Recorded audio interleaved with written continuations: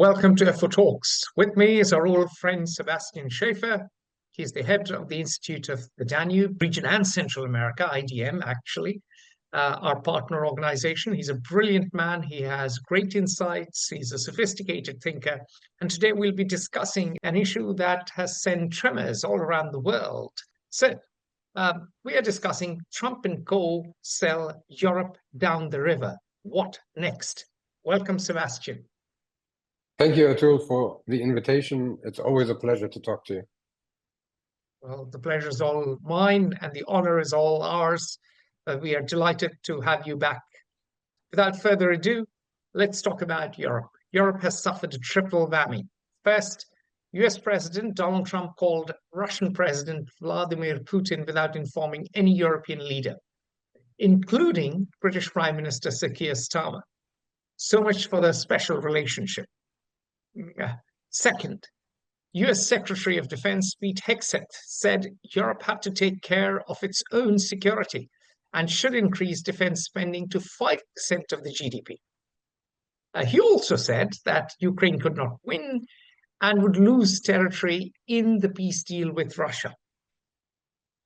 Third, as if Donald Trump and Pete Hegseth were not enough, J.D. Vance told the Munich Security Conference that its greatest enemies lay within Europe. He told European leaders that its greatest enemies lay within, and Europe need not worry that much about Russia or China. What do you think of these developments? Oh, where to start? Of course, on the one hand side, it's appalling to see that a long-term ally, and I would even say friend of the EU and Europe, the United States, is acting like this. On the other hand, they're doing exactly what they said they were going to do. So I'm at a mixture of being surprised, but at the same time, it's not surprising at all, if that sort of makes sense in a world that continuously seems to be harder and harder to grasp. Of course, if we look at the occasion that we see such an announcement from the vice president at the Munich Security Conference, this is also something that, you know, I mean, the 2007 speech of Vladimir Putin became infamous in retrospect, and I think this will also be one of the speeches in retrospect that will become infamous. For us, here in Europe, it's not a wake-up call, although some are calling it like this, because we've been called for the past decade, and we haven't responded to this. We are sleeping through this, so we've overslept already. It's endgame now. Democratic endgame for Western values, endgame for how the future is going to look like. And if we don't act accordingly and make decisive steps,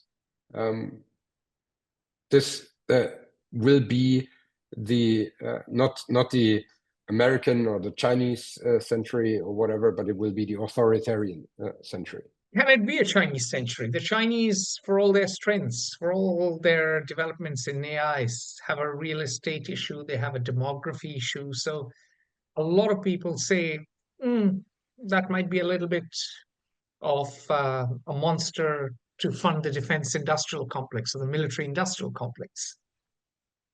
No.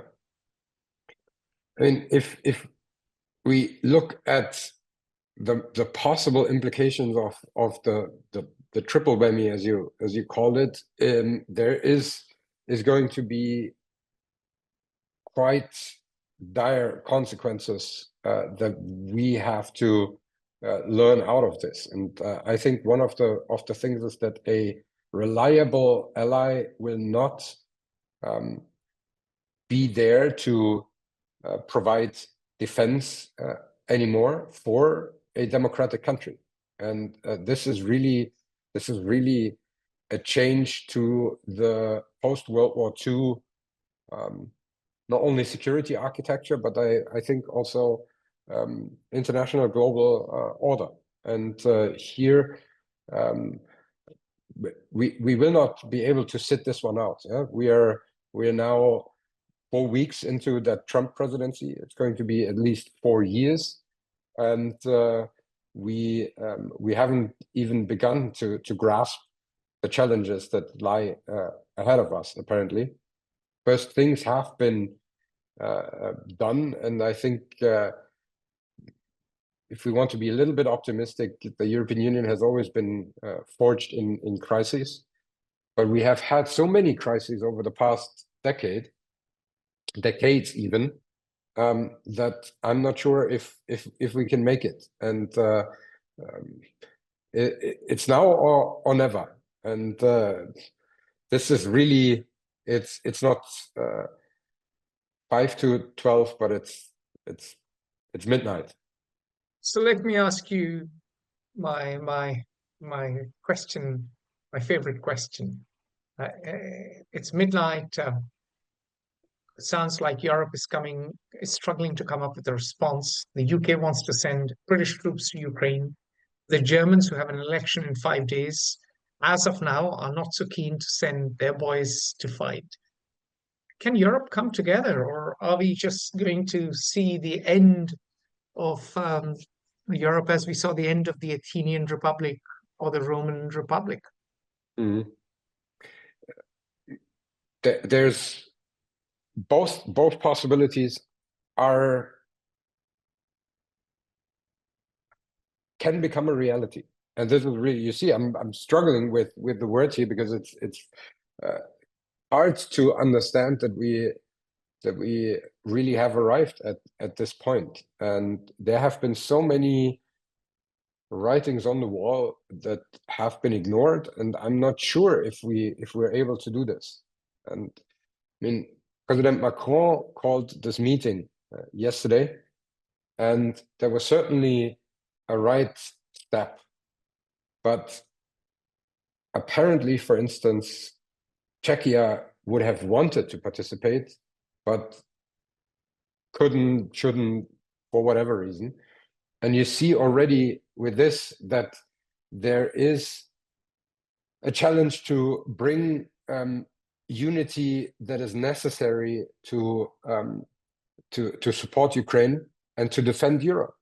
And I'm worried that there are already certain governments in Europe that are very pro-Trump, very open towards the Russian Federation, and this might also only become more in this direction, which means that if we are not forging urgently something very quickly, the situation is only going to get worse. And here, ultimately, if we are not able to defend Ukraine as Europe, if we're not able to defend democracy that is under attack, and not only on the battlefield, then I really wonder if this is not the beginning of the end of European integration. Yes.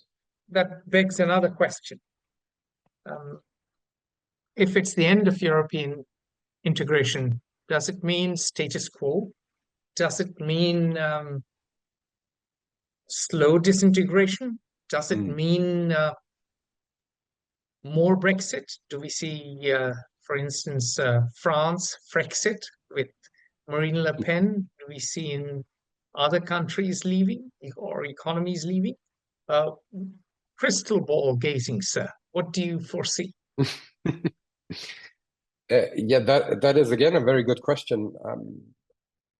I believe when we would see that we would see a disintegration in a sense that there will be, on the one hand, a very real physical threat coming from the Russian Federation that would defeat Ukraine and then threaten Central and Eastern European countries?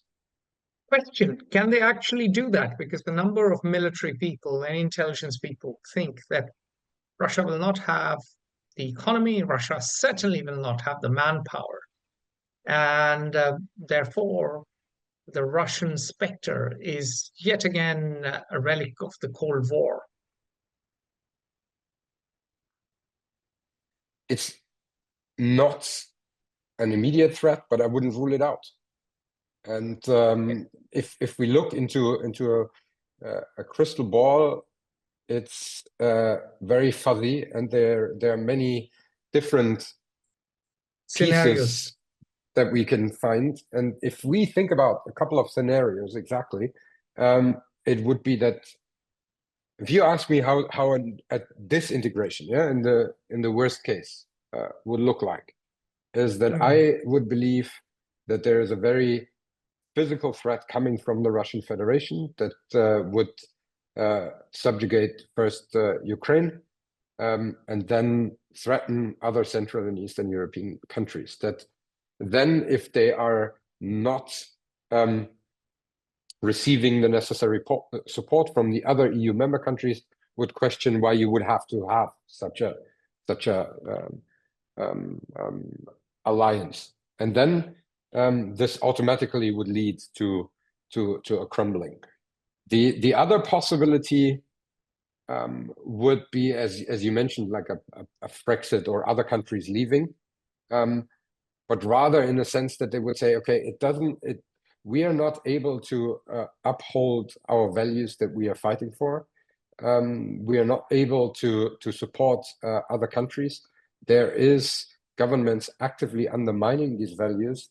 Why should we stick together and work together if this is something that is politically no longer wanted by a majority, which would mean that more and more countries are governed by far-right Eurosceptic parties, that more and more far-right Eurosceptic members of the European Parliament would be elected, and therefore the concept in itself would collapse.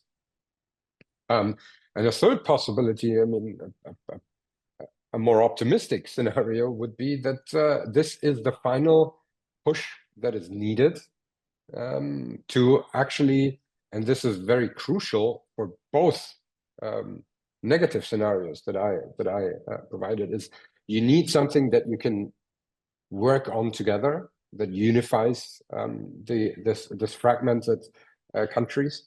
And the second thing is, of course, that you would have a idea of the future, how it's going to look like. And that would mean common army, common defense, defending Ukraine, and then ultimately integrating Ukraine into the European Union. Bear in mind that all of this would take into account that the United States is no longer a reliable security actor within NATO, because as long as this would still be the case, I think that certain developments in these three possible scenarios would not materialize.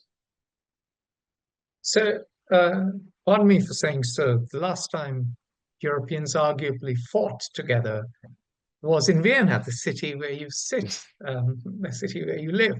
And that was against the Turks who were besieging Vienna.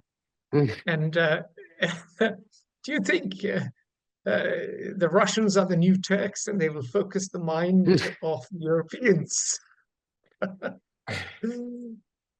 No, I don't think that such a comparison would hold. I also think that we most likely will not see each and every EU member country fighting. The country where I sit, as you mentioned, is a neutral country, and I don't see that they would be willing to provide military assistance.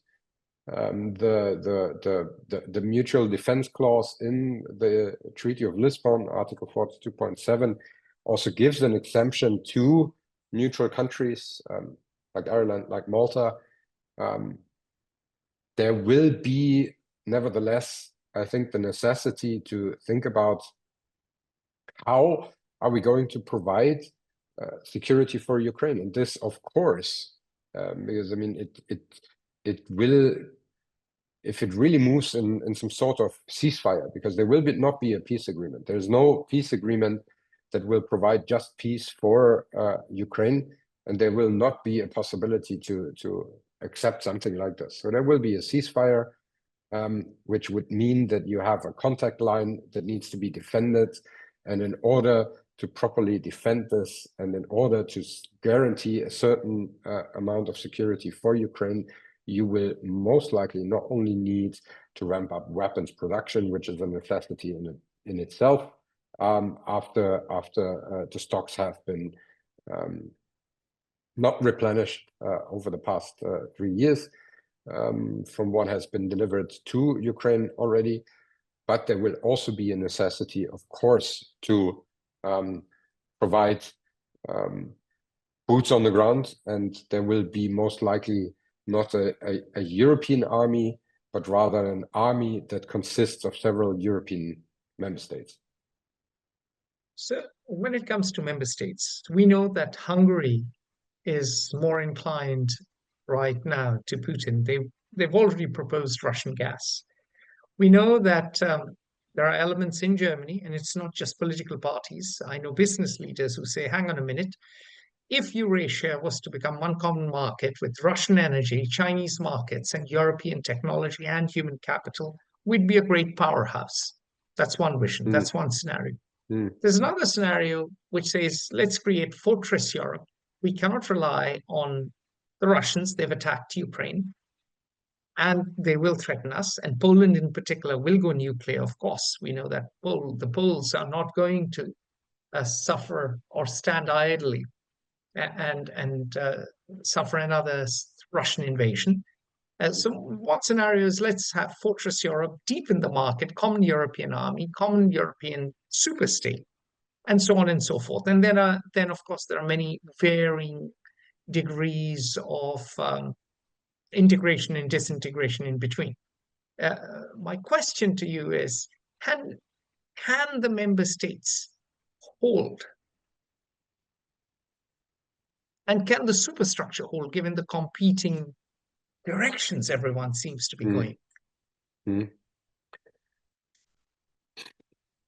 It's that's probably the million-dollar question for the future. And I normally I would think that if you have like this common threat, that should be enough to unify, and should be enough to act decisively. But apparently we have different threat perceptions. As you the threat, to be honest, the threat to sorry to interrupt, the threat is not to Portugal, it's to Poland. Yeah. Right. Yeah. So why should the Portuguese pay the price? Because if the Poles are threatened, who are part of, for instance, the single market, that would also threaten the Portuguese ultimately, because the overall success story of European integration is that you help each other. That's the biggest success. It's peace, yes, but that's a consequence. Economic prosperity, yes, that's a consequence. A consequence of democratic countries willing to work together and support weaker parts of society, weaker regions within the different countries, but also weaker states that cannot defend themselves alone against a common an outside threat. And here is this is the naivete that I would say is, for instance, in Hungary. Yeah, of course they want cheap gas. Everybody wants cheap gas, but you don't think that once they have subjugated Ukraine, that the Kremlin would say, okay, now we stop and return to selling cheap gas and that was it. We've achieved our goal, and we don't care about anything else anymore, and you don't have to be afraid. Because if they wanted to do business, continue to do business, they could have had that when they just stopped invading Ukraine. But apparently it's more important to destroy the Ukrainian statehood than to have good economic relations with Europe from the side of the Kremlin. So let me push back on the point of democracy and economics. A lot of people, especially those in business and finance, say that the reason the EU succeeded was it became a common economic union. It was a common economic area. Ultimately, the French and the Germans combined, and once there were economic benefits, then eventually the continent became democratic.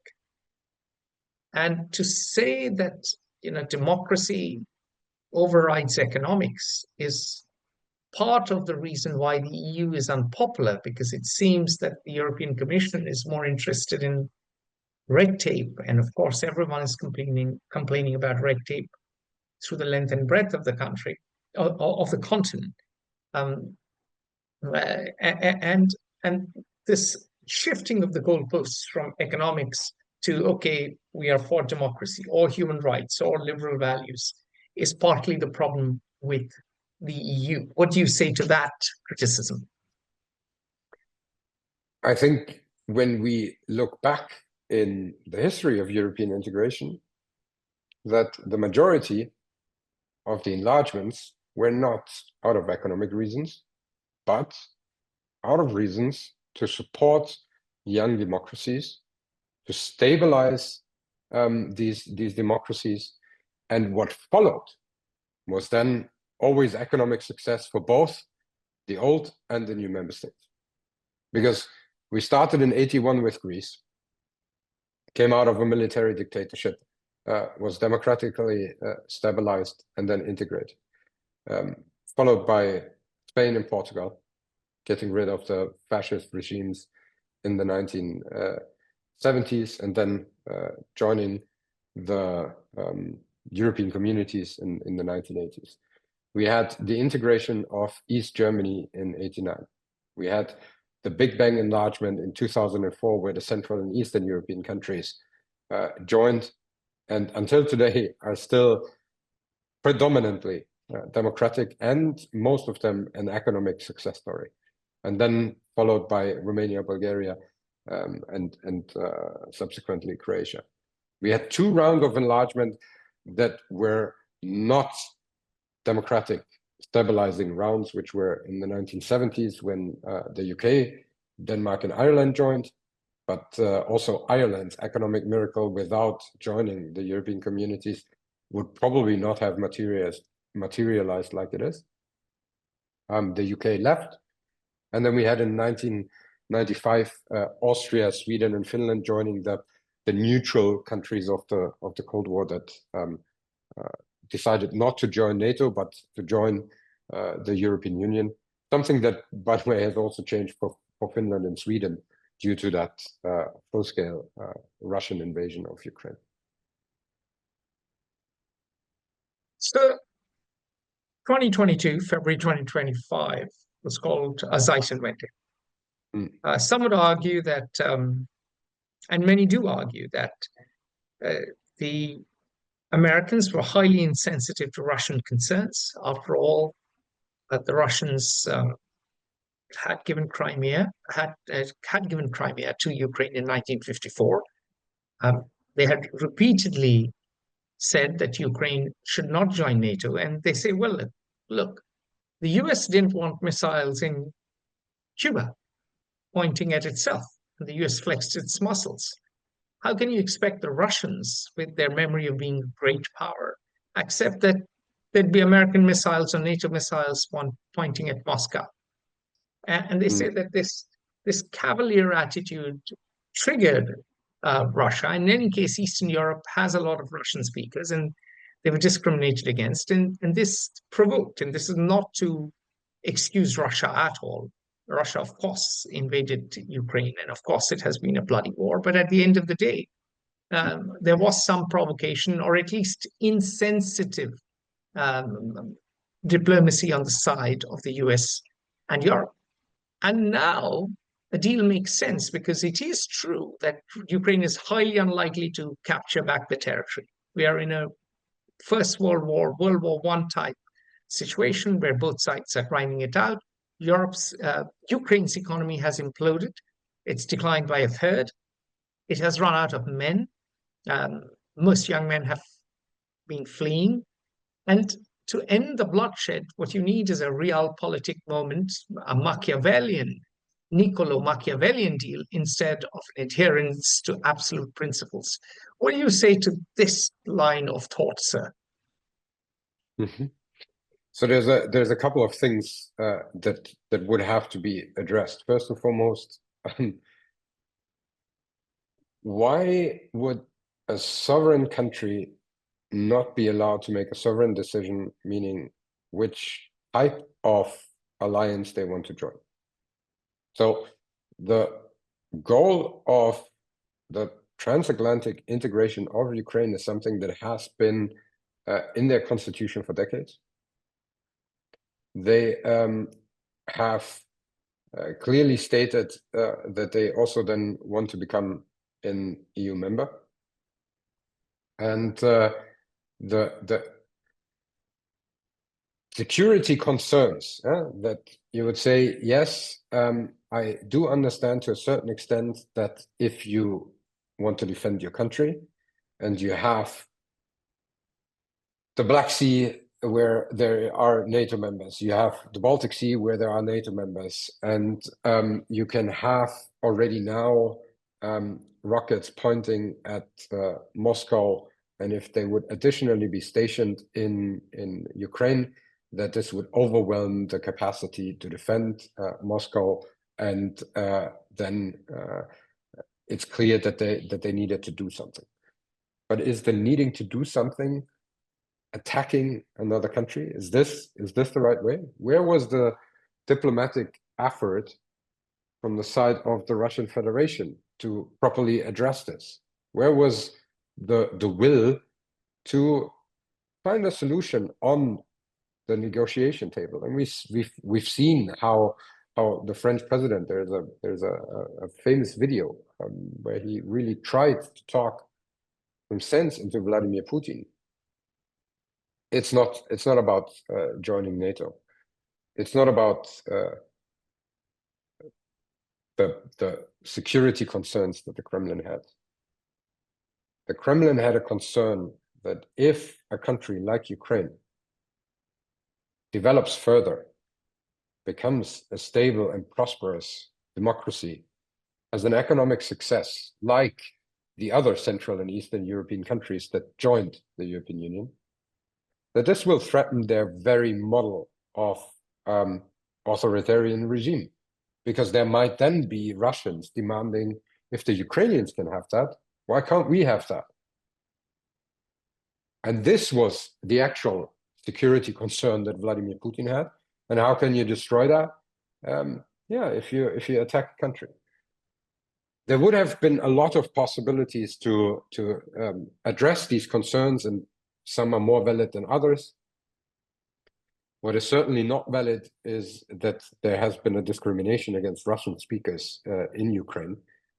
This was not a pretext that was used to defend, but there was a pretext to justify aggression. And this is straight out of the 1930s playbook. You see certain things that the regime in Moscow has uttered that are very much the same as it has been in the 1930s in Europe, but coming out of the Third Reich. And and finally to say how to end this, how to stop the bloodshed and find a realistic answer to it.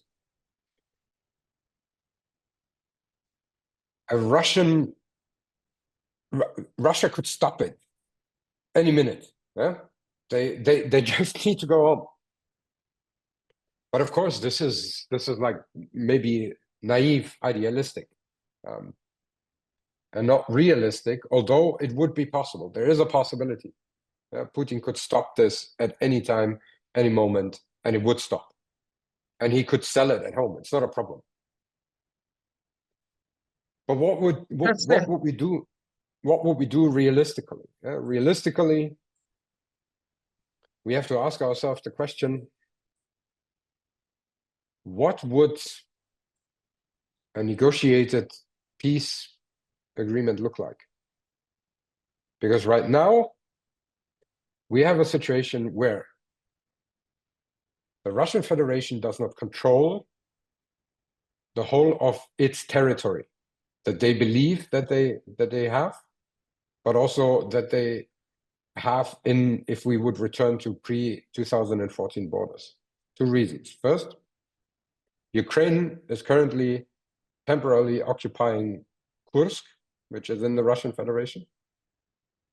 And second of all, the parts that the Russian Federation control at the moment in Kharkiv, Zaporizhia, Donetsk, and Lugansk are not the complete oblasts that they have enshrined in their constitution that they consider now being part of the Russian Federation. So a peace deal would mean what? Ukraine needs to concede even more territory, even if they control parts of these four oblasts that I mentioned, because the Russian Federation for themselves understands that this is their territory. And the other thing that nobody talks about, what about the Kursk area? And what will all these deals include? And ultimately, here, the biggest question that we should ask ourselves, even if we find a solution for that, and I'm sure there can be a solution found if everybody is either pressured enough or willing enough. But what does that mean ultimately? Because that is rewarding an aggressor state. And do we want to live in an environment, in an international environment where the biggest military power in the world, the United States, is now talking to the aggressor over the head of the victim and over the head of the territory that is threatened next by this shattering of insecurity architecture? Or in simple words, do we reward a bully? And what would that mean if the bully continues to bully? So it's interesting you're talking about bullying. And the reality is now the US has turned into a bully. The US is talking about having Greenland. Canada as a 51st state. Panama has already capitulated. So do you mean that if you live by the principle of standing up to bullies, you will stand up to the US as well? Well, there's no question that Europe would have to stand up, and they partially have did that when it comes, for instance, to Greenland. I mean, this is how can you threaten an ally, but also with Canada? How can you try to humiliate and threaten? Again, I mean, it's a maybe a more thinly veiled threat, but also the humiliation to talk about Governor Trudeau. What does Trump think he is? I mean, he has been elected president, yes, but that doesn't make him king of the world. And probably he's emperor of the world. Yeah, he tries to be. I mean, on the one hand, everybody thinks that not everybody should be refraining from superlatives, but people think that he wants his his Nobel Peace Prize, and therefore tries to make peace in Gaza and tries to make peace in Ukraine. But on the other hand, he is threatening Gaza with basically mass deportations to serve his business interest and to subjugate Ukraine into an agreement where they would have to seize 50% of their natural resources for the support that the US has given so far. And then again, you threaten allies like Canada, like Denmark. This is really, for me, I can't wrap my head around what must be going on there.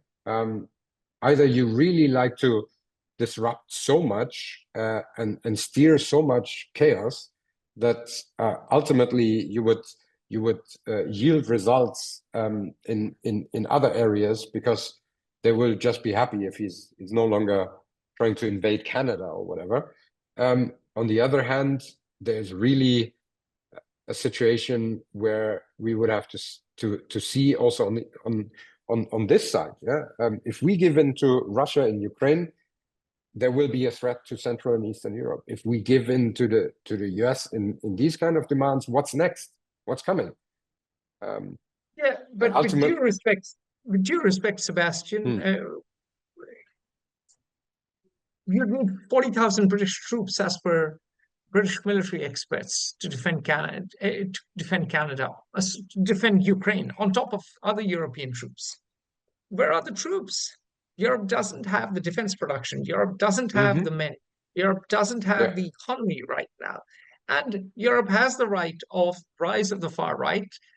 You are in Vienna, but you're German, and you know the AfD is quite popular with the Trump administration. Elon Musk spoke at their convention.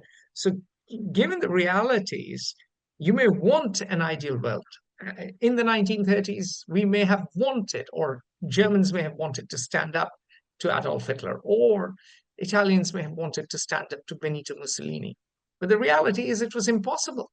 So is it possible, or is this the two of us talking, me in India, where Narendra Modi has capitulated to Donald Trump, as you saw? So what is the zeitgeist? I think it is possible, because it's not that the AfD certainly will get a push, and there's various reasons. Probably not because Elon Musk giving his Twitter space to one of their politicians, but. And what does it say about democracy today that Twitter space helps you enormously in an election in a different country? Silicon Valley company can affect elections in the land of Immanuel Kant. You must see one advantage that we still have, sort of, in Europe, is that in most countries you have to have a coalition government, and in most countries there will not be the case that these far right parties will get a majority. Yeah, Giorgia Meloni didn't get a majority. Yeah, I mean, and rumor has it, and I know it from an ambassador, that if you enter her deputy prime minister's home, you have a bust of Benito Mussolini welcoming you. Yeah, again, it's not in each and every country, but in the majority, you will not see the possibility for far right parties to be able to form a government. Here in Austria, it also has not been the case, although the far right party came in first. The government talks collapsed with the Conservative Party, and I think also in Germany, at least for now, that the Christian Democrats will hopefully not go into a coalition with the AfD. You cannot rule that out, of course, but I think in at the moment you will not be able to topple governments and replace them with far-right leaders within the European Union. On the other hand, we have to see that in a majority of EU member countries now, far-right parties are part of the government.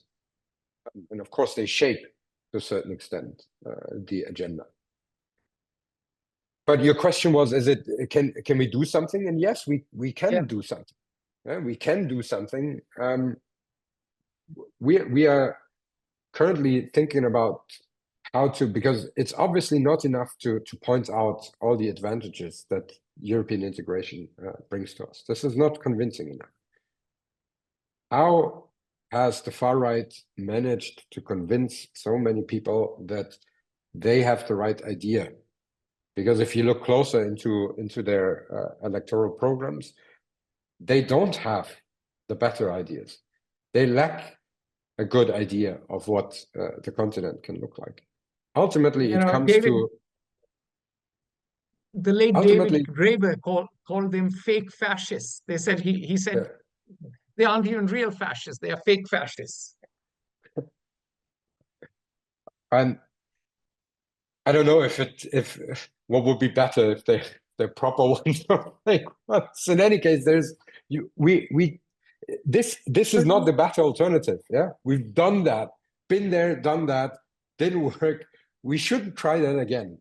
And there is definitely a possibility, and we need here the democratic center to tell, on the one hand, better what they are doing.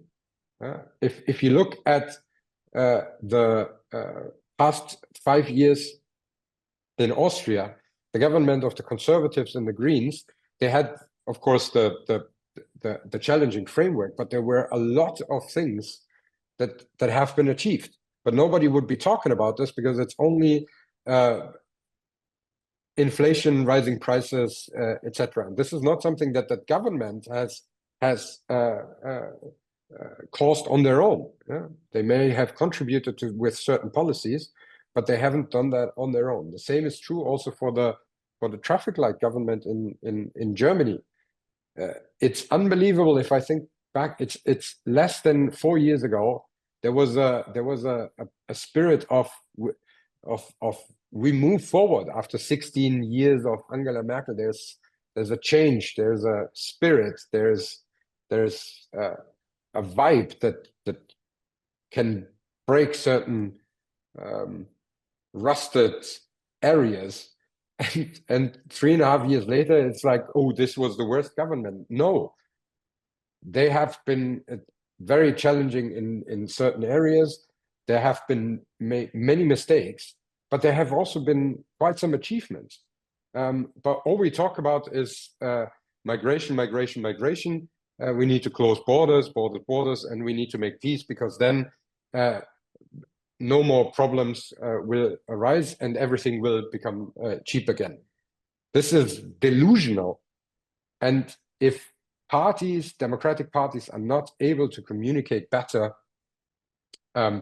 what the alternative actually means, then of course we don't have a chance. But right now, there is still a possibility. So Sebastian, we are hearing a lot of criticism of the radical center, which says, trust us because the others are worse. The far left will be like Joseph Stalin. They will launch forced collectivization. They will kill the kulaks, i.e. you. That's the far left. And the far right, they're all racists, and they will have concentration camps again, and they are just terrible.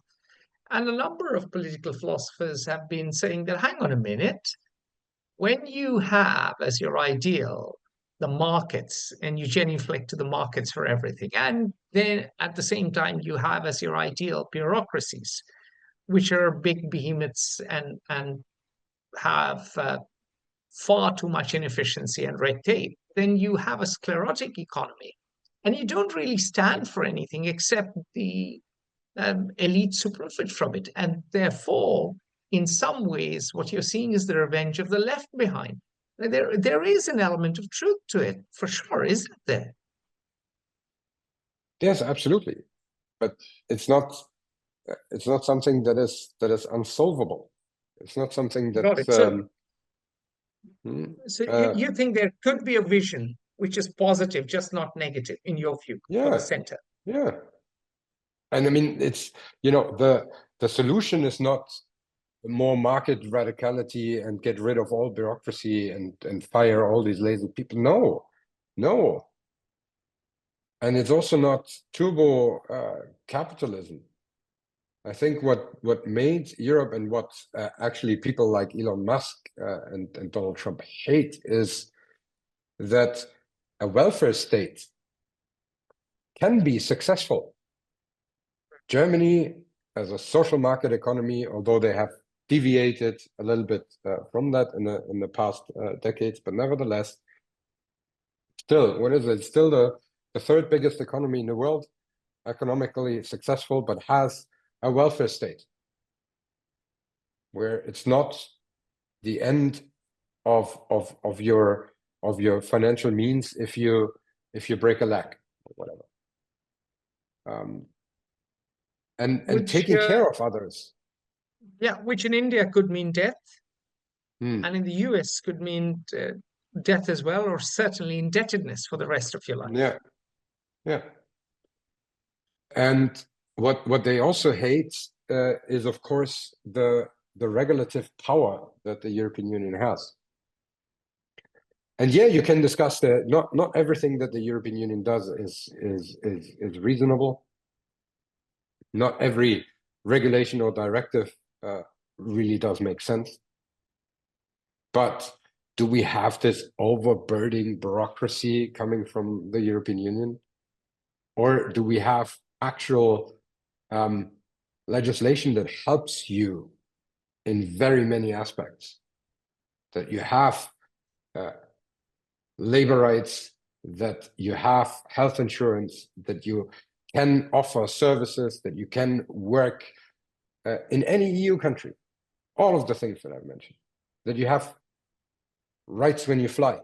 Yeah, this is okay. Not everybody is flying, but that you have actually a regulation of, to a certain extent, what social media is showing you, what fake news, which is a real challenge, is unregulated, except in the European Union. I don't think that all of this is bad, and less bureaucracy automatically means economic prosperity. This is a illusion that turbo-capitalism wants to tell us. All right. So, Sebastian, uh, from what I'm sensing from you is that this is not just about Ukraine. It is fundamentally also a battle of two models. One is the turbo capitalism in the US, and the other is the social market experiment in Europe. Now, um, Europe has suffered because of the Russia-Ukraine war. You mentioned make things cheap again. Europe has paid some of the price, if not all of the price. Um, Much of the American money to Ukraine went back to American companies for weapons, not as much went to Yeah. European companies. Now discussions between Russia and the US are on in Saudi Arabia, of all places. Uh, Final question. What will peace ceasefire look like, and who will pay the price of peace? The biggest price will be paid by the Ukrainians. That's already sure, no matter what that looks like. There will be a price that Europe has to pay to reconstruct, but also safeguard whatever that the deal will mean. But this will all be very, very small in comparison to what a bigger scale war in Europe would look like. and would cost as money. And as you say, I mean, there's not that all this investment in weapons is not something that flows into Ukraine and then it's there, and therefore we deserve to exploit half of their natural resources. No, this is you get rid of, you could get rid of your old weapon stocks that otherwise would have had to be destroyed sooner or later, and you can give money to your weapons producer in your country. Now, we don't have that really anymore in Europe, but there is a potential to actually scale this up and do this and come together. And there are plans that have been announced that we would have to look into the specifics and what it actually will look like when it materializes. But the Commission President Ursula von der Leyen promised the biggest package for Ukraine yet, which should be around 700 billion euros. And I think there's really a possibility there are you can produce in Central and Eastern Europe. In Czechia there are possibilities, in Romania there are possibilities. We just need to work together. In this case, we have started the European integration by working together, producing coal and steel to rebuild, but also guarantee that we don't use these weapons against each other anymore. That was the success story of European integration in the very beginning. It's very sad that now maybe the next step will have to be to actually forge weapons together against an external threat. But if this is, after 7 decades, the momentum that brings European integration forward, honestly, I'll take it, because as I said, it's past. We overslept, and even if we wake up, it's already very late. But if we do it now, it's probably not too late, and it will cost money, but everything else, the costs will be far greater. All right, Sebastian Schäffer, the EU was born for peace, but maybe forged in war, and you will take it. Yeah. So on that note, thank you so much for your time. It's a real honor to have such a detailed discussion with you. We hope to have you back.